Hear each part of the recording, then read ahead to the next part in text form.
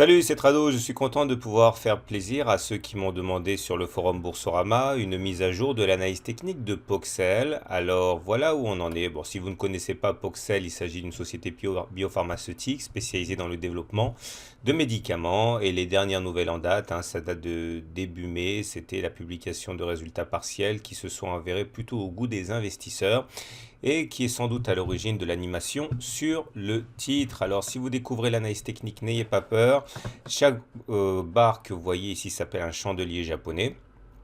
Et ça nous donne sur cette unité de temps hebdomadaire eh bien, les plus hauts et les plus bas de la cotation de Poxel sur la semaine en question. Donc vous voyez actuellement, on est là.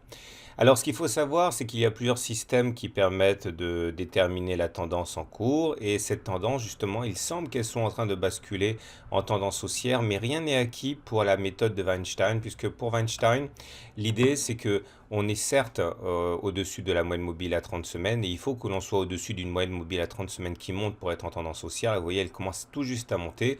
Voilà ce que ça donne quand on est au-dessus d'une moyenne mobile à 30 semaines qui monte. Vous voyez, ça peut progresser très très vite. Voilà ce qui se passe quand on est en dessous d'une moyenne mobile à 30 semaines qui descend. Là, il semble effectivement que la moyenne mobile à 30 semaines veuille se retourner à la hausse, ce qui serait plutôt pas mal du tout. Mais il faut également se départir d'une résistance de référence. Cette résistance de référence, elle est là, elle est à peu près à 8,7 euros. On voit que ça a bloqué les cours ici, ou encore là, et encore la semaine dernière et cette semaine. Donc il faut véritablement clôturer au-dessus et disons même avoir une bougie de confirmation la semaine suivante pour considérer que 8,7 euros sont vaincus. Pour l'instant, ce n'est pas le cas, on bataille toujours. Et la hausse des volumes de la semaine dernière, d'ailleurs, est assez encourageante. Dommage, franchement, qu'on n'ait pas réussi à passer 8,7 euros. On va voir si on y parvient prochainement. En tout cas, pour l'instant, on est en pré-passage en phase 2 de Weinstein, mais rien n'est joué. Au regard des piquets des creux, c'est un petit peu plus simple puisqu'on regarde justement l'orientation de ces sommets et de ces creux. Là, on voit que la tendance était baissière parce que les sommets étaient descendants. Donc, ça nous valait d'être... les sommets étaient descendants et les creux étaient descendants. Ça nous valait d'être en tendance baissière au regard de la théorie de Dow. Là, vous voyez que les pics semblent être ascendants à nouveau et les creux également ascendants, ce qui veut dire qu'au regard de cette théorie, on est déjà en tendance haussière pour la théorie de Dow. J'aimerais également vous mentionner une petite analyse graphique et le suivi du SAR et du Supertrend parce que justement comme actuellement c'est un petit peu délicat, on va céder d'autres outils.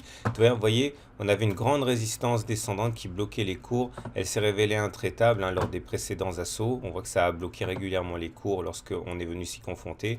Et la bonne nouvelle, c'est qu'il y a 3 semaines, on a justement réussi à casser cette résistance descendante, ce qui est vraiment de bon augure pour la suite. Surtout que le SAR, c'est les petits points là, rouges, ont été cassés. Regardez, quand quand le SAR est rouge, on dit qu'il est baissier. Voilà ce que ça donne quand le SAR est baissier, vous voyez. Et là, justement, on a réussi à casser ce SAR, c'était sur la bougie de la semaine dernière. Le SAR est devenu vert, on dit qu'il est haussier, ce qui est encourageant. Et c'est le même message qui est délivré par le Supertrend, la courbe rouge. Ici, vous voyez, quand on est au-dessous du Supertrend, on est en tendance baissière. Vous voyez, ça peut faire très très mal. Et là, le Supertrend a été cassé à la hausse cette même semaine dernière, ce qui est également plutôt bon signe pour la suite. Alors, tout ça nous amène à conforter l'idée qu'on est plutôt en tendance haussière de moyen terme. Maintenant, voilà ce que cela donne avec une analyse Ishimoku.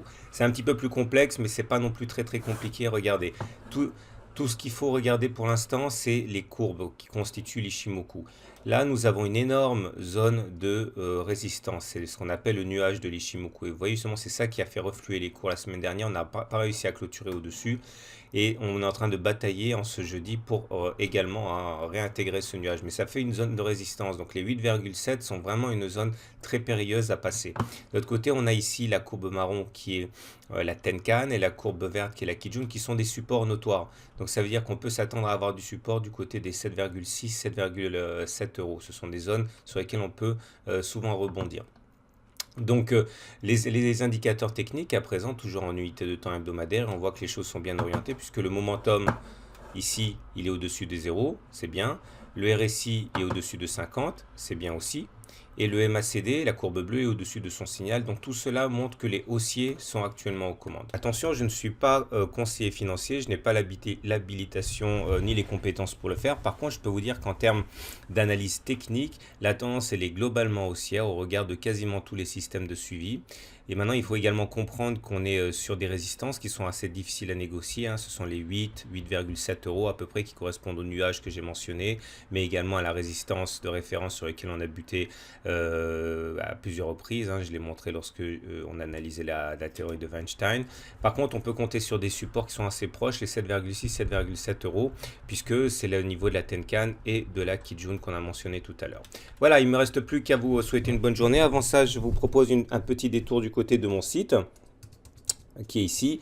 Donc n'hésitez pas à télécharger gratuitement mon module de formation, hein. Il y a une vidéo de 30 minutes, un livre au format numérique, un cahier d'exercices corrigé, tout ça c'est gratuit. Vous allez en bas du site, télécharger gratuitement sans aucune obligation. Vous allez là, vous rentrez votre email, ok, votre nom, votre prénom, vous mettez ce que vous voulez, c'est pas important. Par contre votre email et vous allez pouvoir directement recevoir dans votre boîte mail automatiquement mon module de formation à l'analyse technique. N'oubliez pas non plus de mettre ici votre adresse si vous désirez recevoir les prochaines mises à jour, notamment sur Poxel automatiquement.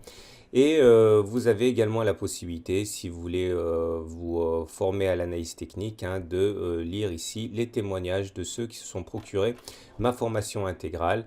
Hein, ça correspond à plus de 20 vidéos, plus de 1000 pages, chaque vidéo correspondant à 30 minutes d'explication. Donc n'hésitez pas si vous voulez faire le grand pas, sinon au moins téléchargez gratuitement le module de formation. Ici, vous éviterez de faire les grandes erreurs que font ceux qui ne connaissent rien à l'analyse technique.